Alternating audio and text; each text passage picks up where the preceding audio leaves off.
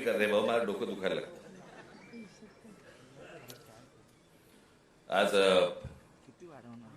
विद्यार्थी सेनेचा वर्धापन दिन. खूप वर्ष झाली माझी राजकारणाची सुरुवातच ही विद्यार्थी सेनेतून झाली आणि त्याच्यातलं काम करत करत करत करत घडत घडत घडत घडत आज इथपर्यंत आलो. अमित आणि त्याचे सगळे सहकारी उत्तम काम करतील अशी अपेक्षा आहे, आशा आहे.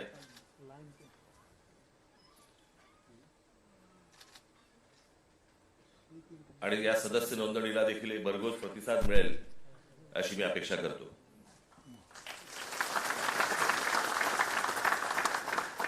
आज एवढ्या मोठ्या आंदोलनानंतर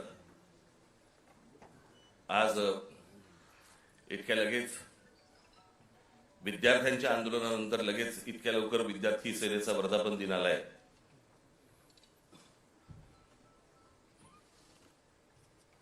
हे विद्यार्थ्यांचं आंदोलन का झालं, कशासाठी झालं हे आपण बोलूच.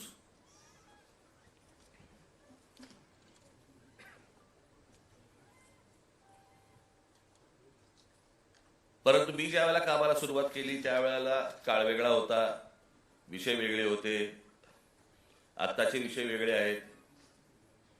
त्यावेळेचा तरुण वेगळा होता, आत्ताचा तरुण वेगळा आहे. तेव्हाचे विद्यार्थी वेगळे होते, आत्ताचे विद्यार्थी वेगळे आहेत.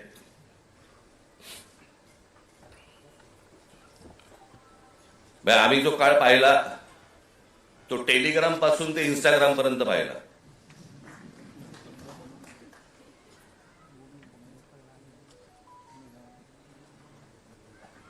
आणि आताच्या ह्या सगळ्या काय जेनझी म्हणजे 97 पासून जे जन्माला आले ते 2011 पर्यंतचे, बरोबर ना? 12 तेच ते.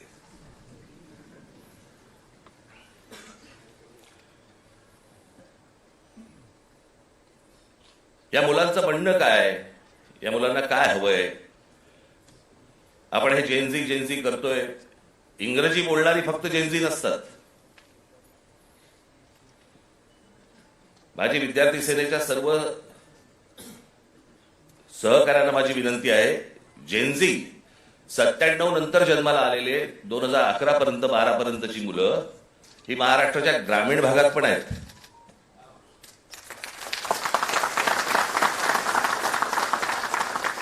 मुंबई पुण्याचे दिल्लीचे फक्त जेनझी नसतात किंवा नाहीत. या मुलांच्या अपेक्षा काय आहेत, आशा काय आहेत, यांना काय हवंय? मला असं वाटतं ही गोष्ट समजून घेणं गरजेचं आहे.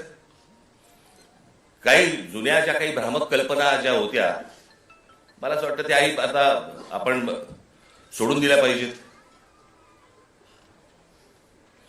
आमच्या काळामध्ये आम्ही त्यावेळेला लहान असताना आमचे आई वडील सांगायचे, डोक्याला रात्री झोपताना तेल लावत जा, बुद्धी तल्लख होते.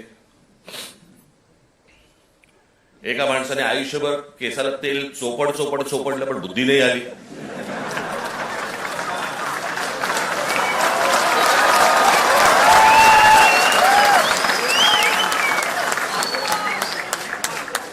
प्रत्येक केस स्वतंत्र उमेदवारासारखा उभा असतो.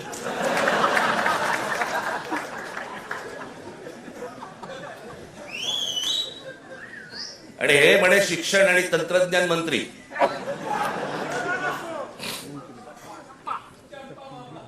काय बोलतोय आपण, काय चाललंय, जग कुठे चाललंय, आपण काय बोलतो? आपण शिक्षण आणि तंत्रज्ञान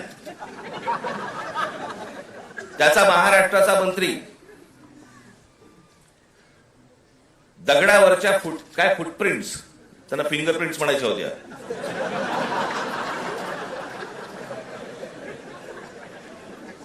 ते म्हणे आता लिंक आधारशी करणार. कसं?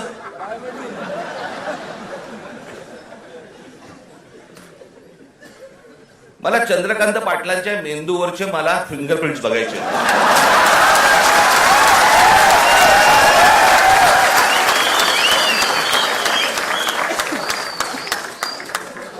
कोल्हापूरकरांनी ज्ञान मिळावं म्हणून या माणसाला कोल्हापूरवरनं पुण्यात पाठवलं, जिकडे बाबा शिक्षणाचं बाहेर घर आहे. तिथेही काही नाही झालं.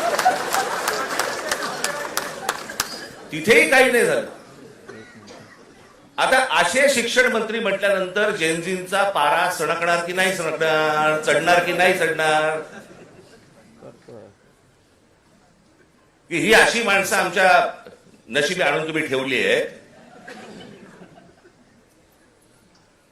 आत्ताच मी एक पंतप्रधानांचं आत्ता नवीन आत्ता आलेलं काहीतरी एक निवेदन आत्ता मी पाहून आलो.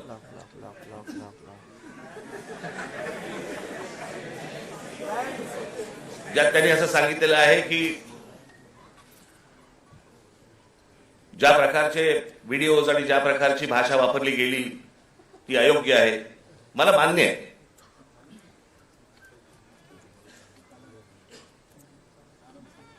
कोणाच्याही बाबतीमध्ये अशा प्रकारची खालच्या थरातली भाषा ही वापरली जाऊ नये हे मला 100% मला मान्य आहे पंतप्रधानांचं. मला पंतप्रधानांना फक्त एवढंच सांगायचंय, हे तुमच्या पक्षातल्या लोकांना पण सांगा.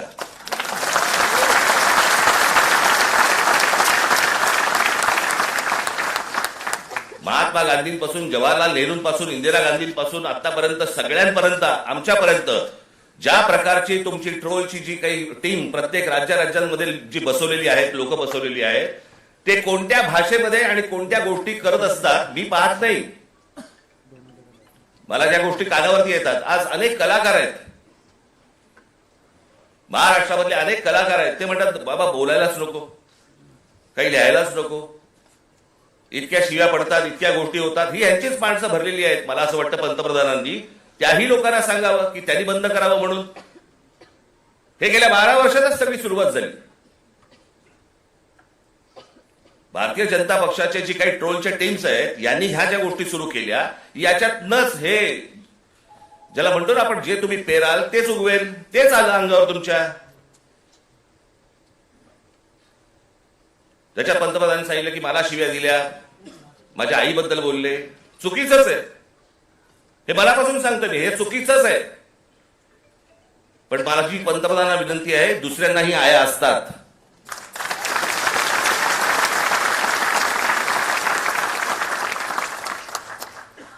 हे तुम्ही पक्षातल्या, तुमच्या पक्षातल्या लोकांना देखील हे सांगितलं पाहिजे की तुम्ही मर्यादा पाळल्या पाहिजेत.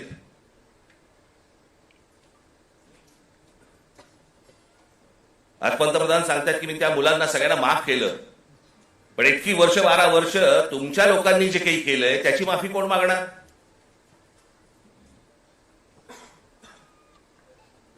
जे विद्यार्थी तरुण तिकडे जंतर मंतरला बसले होते, त्यांची डोकी फोडली, ज्यांना लाठी मारले, लाठ्या काठ्या मारल्या, त्याचे आदेश देणारे जे लोक होते ते कधी माफी मागणार?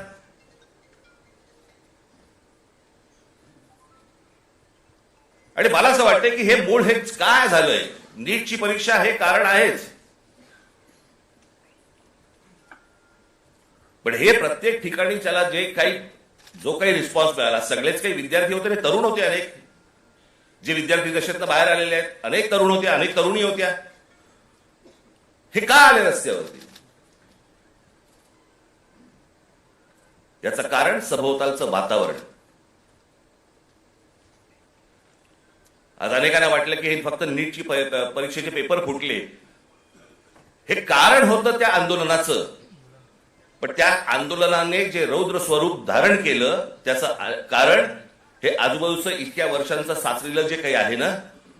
मला फुटपाथवर चालता येत नाही, माझ्याकडे पाणी तुंबलेलं असतं, आमच्याकडे बागा नाहीत, माझ्या लहान मुलांना खेळायला व्हायला मैदानं नाहीत, बाहेर कुठे घेऊन जायला जागा नाही, शिक्षण झालंय, नोकऱ्या मिळत नाहीयेत,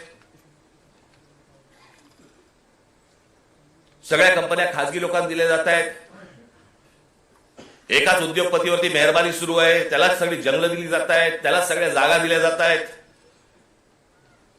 जेव्हा कधी बघावं तेव्हा या देशामध्ये फक्त निवडणुका सुरू आहेत, आमदार खासदार फोडले जात आहेत, 50-50, 100-100 कोटी. डिजिटल इंडिया, तुमच्याकडचे पैसे हे सगळे काय, ते सगळे काय डिजिटलाइज केलेत वगैरे वगैरे, काय काय काय काय ज्या गोष्टी सगळ्या आता झाल्या. म्हणजे आमदार खासदार फुटतात त्यावेळेला कुठे कार्ड कुठे स्वाईप करतात?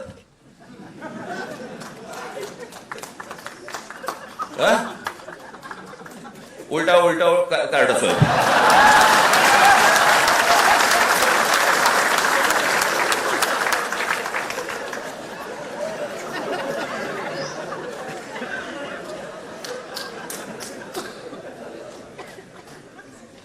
पैसे कुठे देतात मग? हे सगळं जे आहे हे सगळं साचलंय. हे सगळं साचलंय. त्या सगळ्या गोष्टींचा उद्रेक आता बाहेर येतोय. तो येणार, अजून येणार.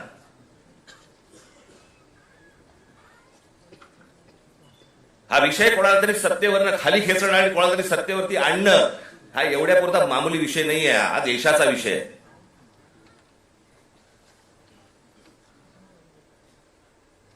हा देशाच्या भविष्याचा विषय आहे. देशातल्या विद्यार्थ्यांच्या, तरुणांचा भविष्यातला विषय हा. काय होणार आहे त्यांचं? आज माझ्या महाराष्ट्रातल्या ग्रामीण भागामध्ये, देशातल्या आज ग्रामीण भागामधला तिकडचा तरुण, तिकडच्या तरुणी काय करत असतील दिवसभर? काय विचार करत असतील? तो तिकडचा तरुण ज्याला विचार करत असेल की बाबा माझ्या बाजूच्या घरामध्ये एखाद्या शेतकऱ्यांनी, माझ्या वडिलांचे मित्र होते, त्यांनी आत्महत्या केली. त्यांच्या अंत्यविधीसाठी तो मुलगा जाणार, विचार काय करणार? हे माझ्या वडिलांच्या मनामध्ये येऊ नये. मग याच्यासाठी मी काय केलं पाहिजे? मग मी शहरात गेलं पाहिजे. मग शहरात गेल्यावरती काय होणार माझं? मला कुठून नोकरी मिळणार? मला कुठून शिक्षण मिळणार? माझं पुढे काय होणार?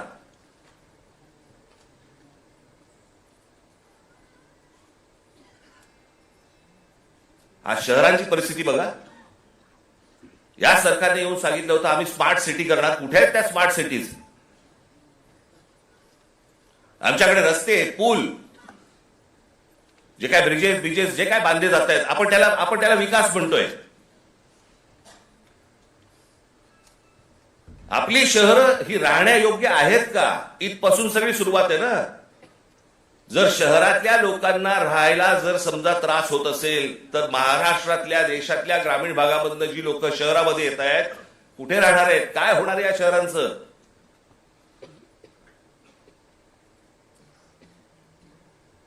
मी आता एक जस्ट तुमच्यासाठी म्हणून एक आकडा म्हणून आणलाय. आजची देशाची शिक्षणाची परिस्थिती हे वर्तमानपत्रांमध्ये आलेलं, हे वेबसाईटवरनं काढलेलं, अनेक गोष्टींमधनं आलेलं, हे त्याच्यातनं मी हे तुमच्या समोर मांडतोय. आजची देशाची शिक्षणाची परिस्थिती काय आहे? देशातील 1 लाख शैक्षणिक संस्थांमध्ये मुलींसाठी स्वच्छतागृह नाही. 1 लाख. 15,000 शाळांमध्ये पिण्याच्या पाण्याची सुविधा नाही. 2004 मध्ये 8 लाख शिक्षकांची पदे जी रिक्त होती ती 2026 मध्ये ही संख्या 10 लाखावरती पोहोचलेली आहे. शिक्षक हवे 10 lakh. 23 lakh joint entrance exam परीक्षार्थ्यांसाठी फक्त 1 लाख जागा उपलब्ध आहेत.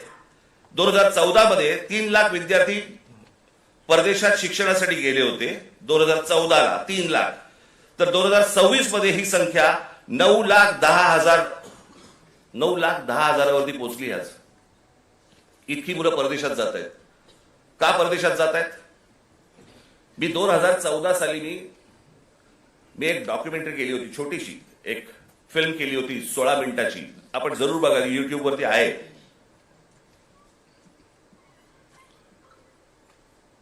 त्याच्यामध्ये मी म्हटलं होतं की शिक्षण इथे पण मिळू शकतं, नोकरी कदाचित इथेही मिळू शकते. ही मुलं परदेशात का जात आहेत? ही सगळी मुलं परदेशात जात आहेत याचं कारण सभोवतालचं वातावरण. मी माझ्या घरातनं बाहेर पडल्यावरती मला आनंद मिळाला पाहिजे की मी काय शहरामध्ये राहतोय, काय सुंदर रस्ते आहेत, काय चांगले फुटपाथ आहेत, काय चांगल्या बागा आहेत, काय चांगली मैदान आहेत, स्पोर्ट्स कॉम्प्लेक्स आहे. मला प्रत्येक गोष्टीला वाव आहे. मग आमच्याकडे ही गोष्ट का नाहीये? आज कित्येक चित्रकार, कित्येक खेळाडू आज आमच्या ग्रामीण भागामध्ये आहेत. वावच नाही. काय करायचं पुढे माहिती नाही, कोणाला भेटायचं कल्पना नाही. हे जे सगळं साचलंय ना, हे साचलेलं सगळं बाहेर येतंय.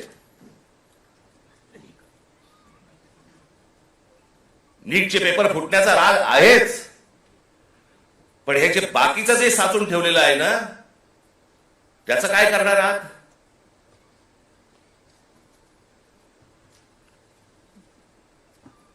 दोन 2014 मध्ये परदेशातील शिक्षणावरती भारतीयांनी, परदेशात जे गेले लोक 2014 मध्ये, त्या भारतीयांनी किती पैसे खर्च झाले त्यांनी स्वतःहून जे खर्च केले, म्हणजे जे आपल्या देशात जे बाहेर पैसे गेले ते किती गेले, तर ते 79,500 कोटी खर्च झाले. 79,500 कोटी. आज हा खर्च वाढून, आज 2026 मधली गोष्ट बोलतोय, किती वरती गेलाय, तर तो 5,85,000 कोटीवरती गेलाय. म्हणजे 5,85,000 कोटी हे आपल्या देशातनं आपली मुलं बाहेर शिक्षणासाठी गेले, त्यांच्या आई वडिलांनी जो खर्च केलाय तो 5,85,000 कोटी आपल्याकडनं परदेशात गेलेले आहेत. हजारो उद्योगपती, आता लोकसभेमधला आकडा आहे, हजारो उद्योगपती आपला सगळा बोजा बिस्तारा गुंडाळून परदेशात निघून गेले.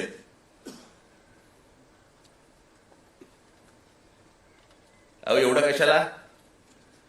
ज्यांनी मोदींवरती चित्रपट काढला होता, नरेंद्र मोदींवरती चित्रपट, आणि ज्याच्यामध्ये नरेंद्र मोदींची ज्यांनी भूमिका केली होती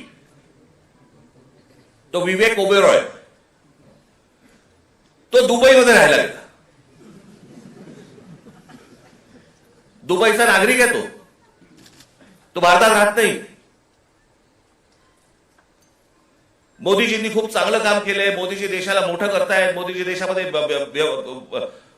काय उद्योग आणतायत, हे आणतायत वगैरे वगैरे, अशी मुक्ता फळं जी आता केली.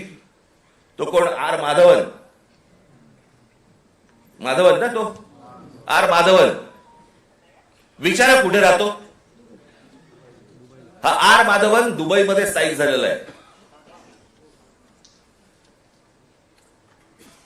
यांना जर समजा या देशाबद्दल आहे प्रेम, या देशातल्या पंतप्रधानांबद्दल प्रेम आहे, ते विकास करतायत, हा जर समजा ह्यांना विश्वास आहे, हे परदेशात का जाऊन राहत आहेत? हे परिवारासकट दुबईला जाऊन का राहत आहेत? इथे येणार, स्पॉन्सर फिल्म मध्ये काम करणार, गव्हर्नमेंट स्पॉन्सर्ड फिल्म मध्ये, ते धुरंधर बिरंदर, आणि मग इथून करून जाणार परत दुबईला. देशात खूप चांगलं चाललेलं आहे, मी चाललो दुबईला. ही माणसं दुबईला जात आहेत. या मुलांचं काय घेऊन बसलोय आपण?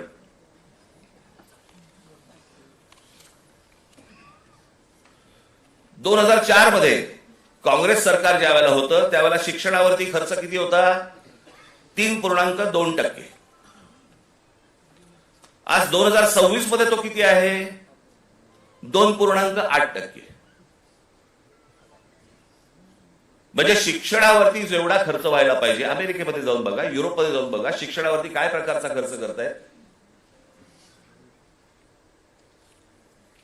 आज त्या मुलांना, त्या विद्यार्थ्यांना, त्या मुलांना त्यांची स्वप्न, त्यांना काय म्हणायचंय, त्यांना काय सांगायचंय, त्या प्रत्येक गोष्टींसाठी, प्रत्येक स्वप्नांसाठी त्यांच्याकडे वाटा आहेत.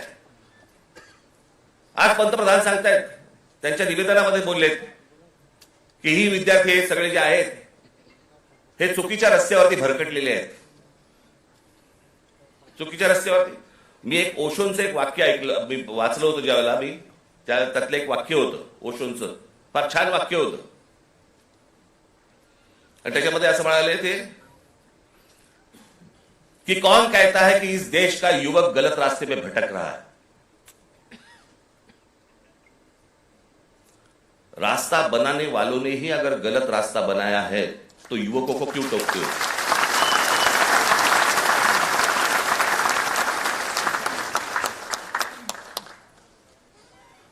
ते चुकीच्या रस्त्यावरती नाही आहेत.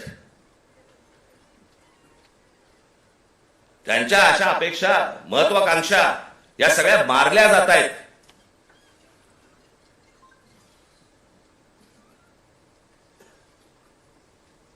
मोदींनी सांगितलं की आज मी म्हणे त्या सगळ्या ज्यांनी कोणी ट्रोल बिल केले त्यांना मी सगळ्यांना माफ करतो.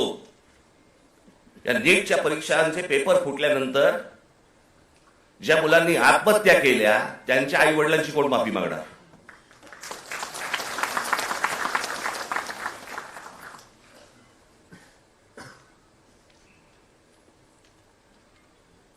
हा देश नीट समजून घेतला पाहिजे. विद्यार्थ्यांचं, तरुणांचं, तरुणींचं म्हणणं, मत हे आपण समजून घेतलं पाहिजे. आज तो विद्यार्थी ज्या वेळेला तो हवालदिल ज्या वेळेला होतो, त्या हवालदिलपणामध्ये तो जातो कुठे? मग देवाकडे प्रार्थना करायची, मला नोकरी लागू देत, मला काम मिळू देत, मला पैसे मिळू देत, नोकरी लागल्यावर माझं लग्न होऊ देत. त्याची स्वप्न असतात. मग तो विचार करतो की बाबा देवळात जाऊ आपण, देवासमोर नतमस्तक होऊ. त्याच्या लक्षात येतं अरे त्या देवळातच चोऱ्या व्हायला लागल्या.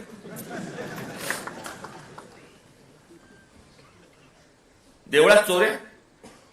राम मंदिरासारखं इतकं भावनिक दृष्ट्या महत्वाचं असलेलं एक राम मंदिर उभं राहतं आणि त्या राम मंदिरामध्ये 1400 कोटी, आता नुसता जस्ट आकडा आलेला आहे, 1400 कोटी रुपयांची चोरी होते.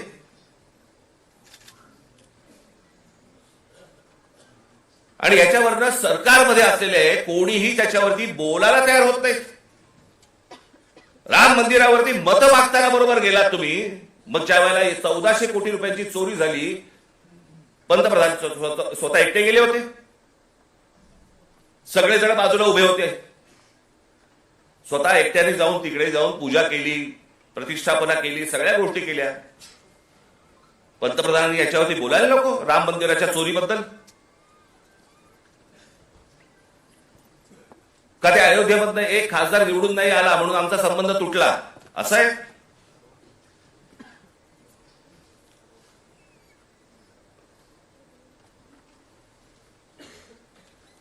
आज तो हवालदिल झालेला जो तरुण आहे तो या सगळ्या मंदिरांचा रस्ते पकडतोय. धर्मांध बनवू नका त्या तरुणाला. शिक्षणाच्या वाटेवरती लावा. नुसतं जय श्रीराम बोलून होणार काही नाहीये. आज अनेक गोरक्षक गाड्या पकडतायत, गायी पकडतायत, सगळ्या पकडतायत. आणि हेच आमचेच पंतप्रधान ऑस्ट्रेलियामध्ये जाऊन सांगतायत की बीफ एक्सपोर्ट मध्ये भारत हा 1 नंबरचा देश आहे. बीफ एक्सपोर्ट मध्ये ते कापल्याशिवाय होणार आहे का एक्सपोर्ट मध्ये आपण 1 नंबरचे? मग त्या गोरक्षकांचं काय करायचं? आपण करतोय काय? देश चाललाय कुठे? देश काय विचार करतोय? काय कशाचा कशाला ताळमेळ नाही. बस दिसली जमीन की दे आदानीला, दिसलं जंगल की दे आदानीला. आम्ही काही ह्या सगळ्या गोष्टींची काय फक्त टीका करण्यासाठी हा विषय नाही आहे. मला असं वाटतं ही गोष्ट परिस्थिती समजून घेणं गरजेचं आहे. या देशामध्ये काय सुरू आहे आणि काय घडतंय. मी आज अजून एक गोष्ट तुमच्या समोर आणणार आहे. माझे पत्रकार बांधव इथे आलेले असतील. तुम्ही विचार करा, आपण जातो, श्रद्धेने जातो, मंदिरात जातो, आपण काही दानपेटीमध्ये टाकतो, ज्याच्यावरती या देशाच्या सगळ्या मंदिरांमध्ये लाखो कोटी रुपये जमा होतात. काय होतात, त्याचं काय होतं काय नाही माहित नाही. त्याचे ट्रस्ट असतात, त्याचे ट्रस्टी असतात, सगळे मग त्याच्यातनं आपल्याला कळतं चोऱ्या होत आहेत. आता हे प्रकरण घ्या. पत्र आहे प्रति माननीय श्री एकनाथ शिंदे साहेब, उपमुख्यमंत्री महाराष्ट्र राज्य. विषय सिद्धिविनायक मंदिर न्यास मधील दानपेटीची चोरीबाबत वरिष्ठ पातळीवरती चौकशी करण्याबाबत. जिथे आपण श्रद्धेने जातो, जिथे दानपेटीमध्ये आपल्याकडे भाविक जातात आणि पैसे टाकतात,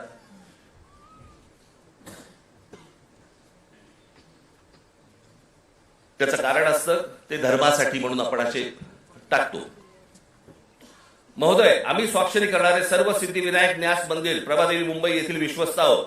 साहेब, आपण विश्वासाने आमची संबंधित ट्रस्टवरती सदस्य म्हणून नियुक्ती केली असून आपल्या विश्वासाला पात्र राहण्याचा आम्ही प्रामाणिकपणे प्रयत्न करत आहोत. भाषा पण बघा, मंदिर आहे का कंपनी येतेच कळत नाही मला. त्यामुळे मंदिरात गेल्या 1.5 वर्षाच्या कालावधीत विविध उपाययोजना राबविताना मंदिराची मिळकत 35% जादा वाढविण्यात आम्ही काही प्रमाणात यशस्वी झालो आहोत. मिळकत तुम्ही कशी यशस्वी झाला? असो, महोदय, विश्वस्तांच्या सतर्कतेमुळे मंदिरातल्या दानपेटीतून पैसे चोरणारे कर्मचारी पकडले गेलेले आहेत. हे कर्मचारी पकडण्यापूर्वी दर बुधवारी मंदिरातल्या दानपेटीतील रकमेची मोजदाद ही 50 लाख रुपयाच्या आत होती.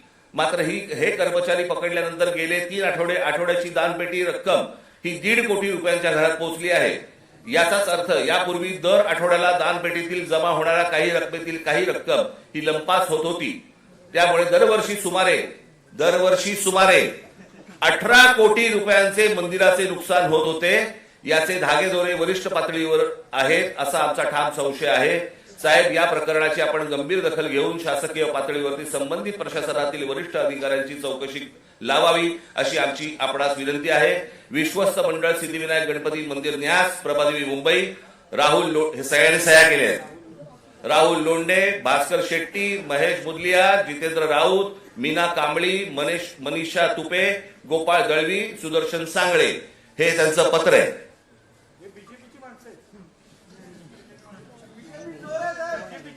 हे सगळं म्हणजे 18 कोटी रुपये दर वर्षाचे सिद्धिविनायक मंदिरामधनं चोरी होतीये. आपण भाबडेपणाने, भाविकपणे आपण तिकडे जातोय, दानपेटीमध्ये आपण टाकतोय. हे असल्या चोऱ्या होत आहेत. ही माणसं सगळी मंदिरं लुटतायत. हाच तो तरुण, हेच ते विद्यार्थी परीक्षांच्या वेळेला नोकरीसाठी मंदिरामध्ये जातायत, पायऱ्या झिजवतायत, सांगतायत देवाला मला नोकरी मिळू देत, आणि त्याच मंदिरामध्ये चोऱ्या होत आहेत. तिकडचेच विश्वस्त चोऱ्या करतायत. तिकडचीच माणसं चोऱ्या करतायत. हा आमचा धर्म, ही आमची धर्माची मंदिरं. सरकारवरती विश्वास ठेवता येत नाही म्हणून मंदिरात जावं, तर मंदिरावरती विश्वास ठेवता येत नाही. ही जर समजा देशाची परिस्थिती असेल, होईल काय? रस्त्यावरतीच उद्रेक होईल.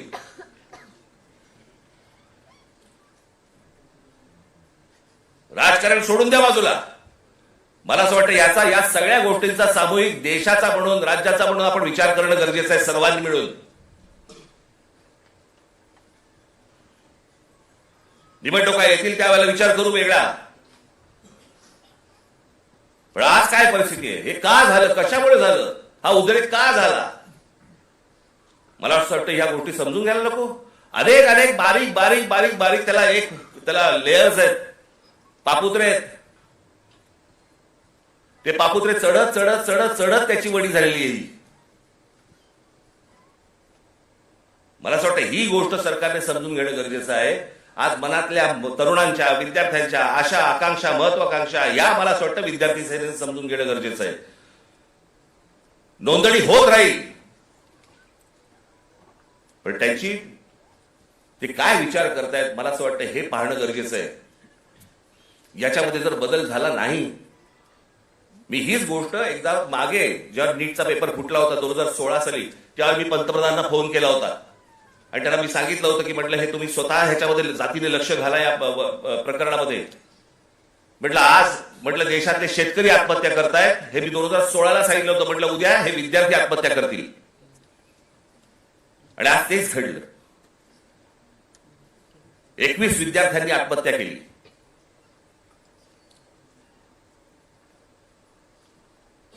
सदस्य नोंदणी ही तर कराच, पण मला असं वाटतं या शिक्षण क्षेत्रामध्ये आमूलाग्र बदल होणं गरजेचं आहे. त्याच्यासाठी विचारवंतांची गरज आहे. जे विचारवंत या देशामध्ये आहेत त्यांना बोलवणं गरजेचं आहे. त्यांची आणि या मुलांची सांगड घालून देणं गरजेचं आहे. यांची स्वप्न आणि त्या स्वप्नांना कसा आकार देता येईल याच्यासाठी म्हणून जे तज्ञ या देशामधले आहेत त्यांना बोलवणं गरजेचं आहे. त्या मुलांना समजून घेणं गरजेचं आहे. मला असं वाटतं एवढीच अपेक्षा माझी आज या दिवशी मी व्यक्त करतोय. आज या विद्यार्थी सेनेच्या मुलांनी, सर्वात तरुणींनी या महाराष्ट्रातल्या विद्यार्थ्यांची अपेक्षा, आशा, आकांक्षा या समजून घ्याव्यात आणि त्याला आकार देण्याचा मला असं वाटतं जास्तीत जास्त प्रयत्न करावा. भविष्यातल्या तुमच्या सगळ्या वाटचालीसाठी माझ्याकडनं मनपूर्वक तुम्हाला सर्वांना शुभेच्छा देतो आणि आपणा सर्वांची रजा घेतो. धन्यवाद. जय हिंद, जय महाराष्ट्र.